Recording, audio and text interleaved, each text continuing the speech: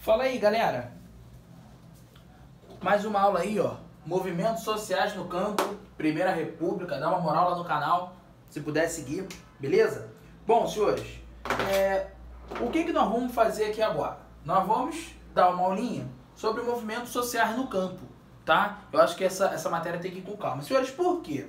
Tá? É importante a gente entender que uma boa parte, tá, da história brasileira em si, ela se desenvolve no campo, né? A questão agrária no Brasil é uma questão historicamente, né, bastante importante para a gente entender a formação social, a formação política e também a formação econômica brasileira. Tá? Então, é comum que até mais ou menos os anos 20, né, os anos 10, os anos 20 do século 20, a gente fale de guerras civis no Brasil, tá? Como, por exemplo, o período regencial contou com inúmeras guerras civis, as guerras de independência, né, a Guerra do Paraguai e esses movimentos sociais no campo. Né? A gente dá essa ênfase ainda ao interior do país, porque boa parte da vida brasileira se deu no campo. Então, ou seja, é normal que mesmo que o campo, né, não tivesse, como eu posso falar, acesso às ideologias europeias, mesmo que o campo não tivesse acesso ao estudo, ao conhecimento, a gente tem que entender que isso não limita, tá, o poder social. Né? Claro, senhores, que a gente não está falando aqui de movimentos que contestavam, né, os poderes locais somente, ou que contestava, né, o mandonismo do antigo imperador, ou que contestava a república. A gente está falando de movimentos aqui plurais, né, movimentos heterogêneos, movimentos, enfim, que não tinham, né, uma definição, assim, não tinha uma corrente de todos esses movimentos eram contra uma só coisa, né? Ora estourava o movimento na Bahia, que era contra o poder local, ora estourava o movimento no Rio Grande do Sul, que era contra a República, por exemplo, o governo federal, ora estourava o movimento no Centro-Oeste, que era contra a abolição da escravidão, enfim, né? Então, é importante a gente entender que é um movimento bastante plural, tá? Desses primeiros movimentos sociais no campo, a gente tem que falar da Guerra de Canudos, né? Que talvez seja uma das guerras, enfim, que tenha sido uma guerra civil, tá? Que envolveu militares, que envolveu o exército, uma guerra extremamente pesadíssima, né? O Arraial de Belo Monte, no interior da Bahia, tá? Na região de Canudos, né? Ali, né? Enfim, no contexto ali da Bahia, né? 1897, a própria historiografia tem um cuidado de tratar em Canudos, porque Canudos talvez tenha sido a guerra fatal, né? Há poemas sobre Canudos que falam que Canudos foi uma guerra fatal. Senhores, né? Foram necessárias 4 tropas do exército, tá? Com mais de 1000 homens para detonar o Arraial de Canudos. Então, que diabos de poder é esse que Canudos possuía, né? Na realidade, o que o Antônio Conselheiro, que é o líder do movimento de Canudos, faz, ele organiza o exército próprio, tá? Ele chega em Canudos, né, no Arraial de Belo Monte, né, ele organiza um exército próprio de resistência e insatisfação com as condições do campo, tá? Então, assim, uma outra questão, né, também que estava presa a esses movimentos sociais no campo é que você sabe que o campo também era muito católico, né? A gente sabe que no interior é normal que tenha um bar, uma praça, uma mercearia e uma igreja. Quem foi no interior do Brasil sabe que os interiores têm essa formação, né? É normal que isso esteja na cabeça de vocês. Então, esse interior católico também, ele não aceita a república com a ideia de Estado laico, né? A república com a ideia de casamento civil, como a gente vai ver em 1889, eles não vão aceitar isso muito bem também não, tá? Então, ou seja, as contestações, tá, do líder Antônio Conselheiro junto com os seus aliados em Canudos era que a república era o mal, a república era uma coisa do diabo, né? A república não era uma coisa que deveria ser aceita, tá, pela sociedade por conta do afastamento da igreja católica, que é uma coisa sagrada.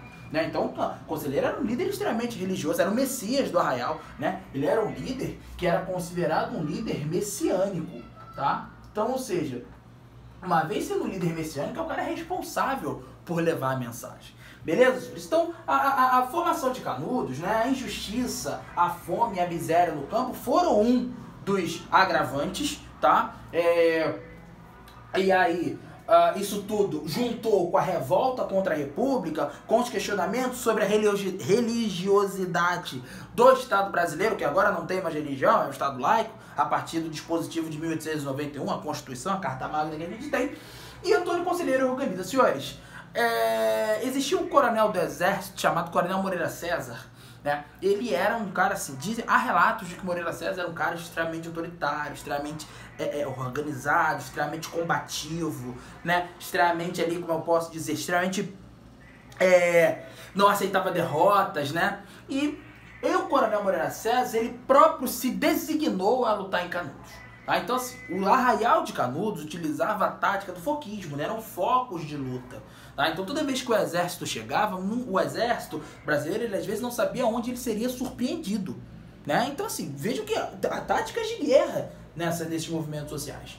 Tá? Então, quando você percebe que não se sabia por onde o exército brasileiro ia ser atacado, né? Era fácil fazer emboscadas.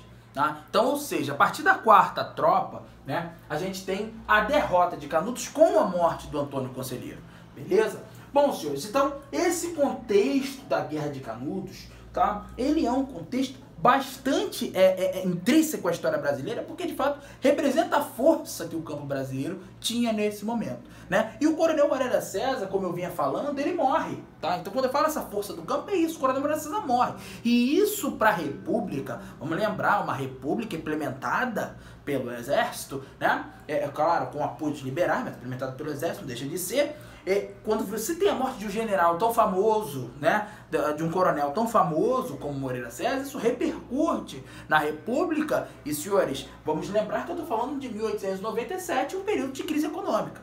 Então estoura uma guerra social e, na realidade, o medo do governo contra Canudos não era só o desenho que Canudos estava tomando, não.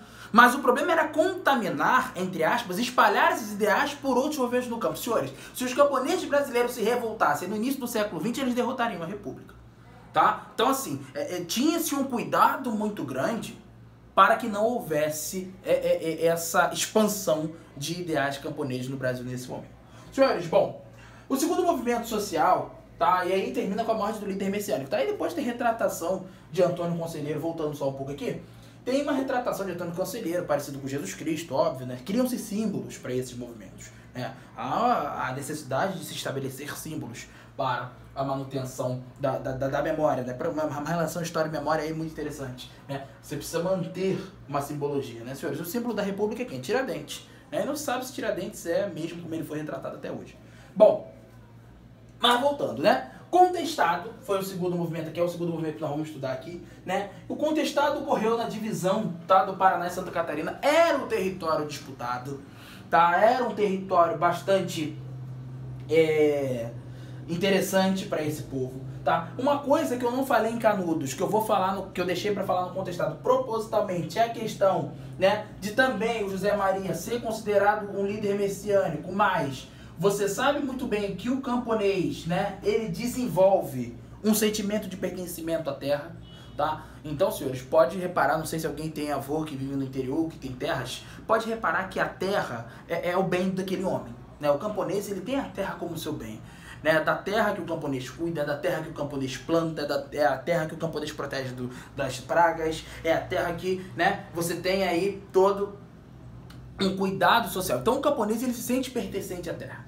E no contestado, né, na liderança da Maria, o que vai acontecer? Vai ser construído, né, vai ter um projeto aí integracionista de território, tratando de uma industrialização brasileira tardia nesse momento, onde vão tentar fazer uma ferrovia que vai atravessar Rio Grande e São Paulo, né, pela Railway Company, tá? E essa rodovia vai fazer com que algumas fazendas, né, alguns pedaços de terra ao longo do caminho fossem desapropriados para que a ferrovia pudesse passar. Tá? Então, o camponês, no primeiro momento, ele olha aquela ideia da ferrovia, olha, eu vou perder minha terra, né? Eu me pertenço a essa terra, eu gosto dessa terra, tá? Então, quando o camponês olhar aquilo ali, ele vai começar a entender que, olha, está me atingindo diretamente porque está atingindo a minha terra, né? E o que vai acontecer? A partir de 1912, né, 1913, mais ou menos, essa construção da ferrovia vai ser interrompida.